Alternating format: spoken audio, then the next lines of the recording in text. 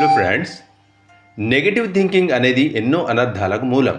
ఇక్కడ positive thinker and negative థింకర్కి ఆలోచన విధానంలో ఎంత తేడా ఉంటుందో ఒకసారి గమనిద్దాం. నెగటివ్ థింకర్ ఎలా రాసి ఉంటే అలా జరుగుతుంది.